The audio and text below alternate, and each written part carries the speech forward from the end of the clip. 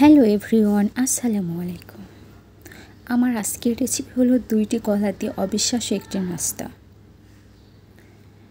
যেটা কিনা আপনারা ঘরে থেকে সামান্য কয়েকটি উপকরণে বানিয়ে নিতে পারবেন।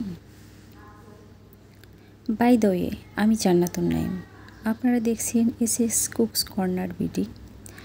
আর যেখান থেকে আজকে আমার এই ভিডিওটা দেখছেন সবাইকে অনেক অনেক ধন্যবাদ। আশা করছি শেষ পর্যন্ত থাকবেন। ভিডিওটি ভালো লাগলে লাইক, কমেন্ট, শেয়ার করে পাশে থাকবেন। চলুন শুরু করা যাক। এই রেসিপিটি তৈরি করার জন্য আমি নিয়েছি 2টি পাকা কলা। হাত কিংবা কাঁটা চামচের সাহায্যে আপনারা এটা ম্যাশ করে নিতে পারবেন। আমি কাঁটা চামচ দিয়ে ম্যাশ করে নিচ্ছি। দিয়ে দিচ্ছি এর মধ্যে একটা ডিম আর কলাটা খুব ভালোভাবে মিশিয়ে নিব। খেয়াল রাখবেন কলাতে যেন কোনো দানা না থাকে বা দলা দলা না থাকে।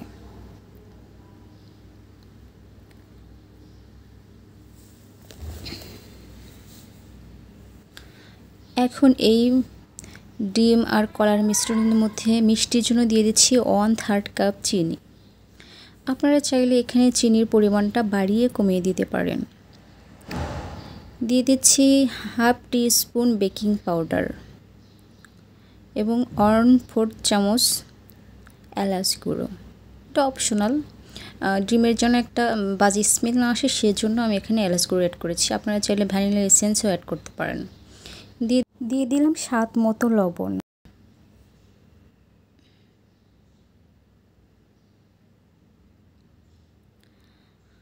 এখন এখানে অ্যাড করছি 1 কাপ চালের গুঁড়ো। আমি এখানে বাসায় করা চালের গুঁড়োটা ব্যবহার করেছি, তবে এটা শুকনো। আপনারা চাইলে এখানে বাজার থেকে কেনা চালের গুঁড়ো ব্যবহার করতে পারেন। মিশ্রণটি খুব ভালোভাবে মাখিয়ে নিয়েছি। এখন চলে যাচ্ছি চুলায়। দিয়ে দিলাম পরিমাণ মতো তেল। তেলটা সামান্য গরম হয়ে এসেছে।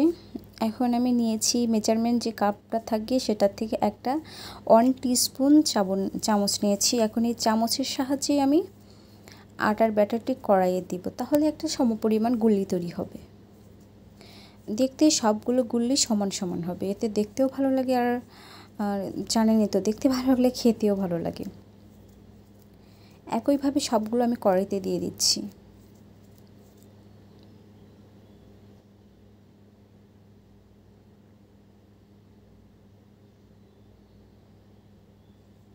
যখন এক পাশটা এমন ব্রাউন কালার হয়ে আসবে তখন উল্টে দেব। 2 পাশ সমান লালচে কালার করে ভেজে নেব, তাহলে এটা অনেক মুচমুচে হবে আর খেতেও ভালো লাগবে।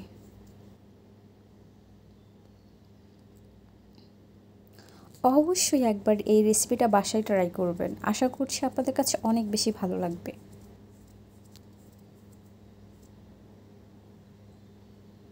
আমার তো ভীষণ ভালো লেগেছে। ইনফ্যাক্ট আপনারা এটা আপনাদের বাচ্চা থেকে বুড়ো সবাইকে খাওয়াতে পারবেন, কোনো সমস্যা নেই।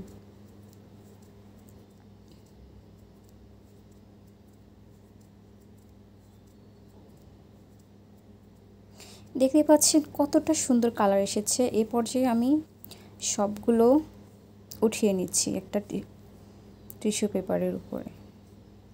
একইভাবে আমি সবগুলো ভেজে নিব।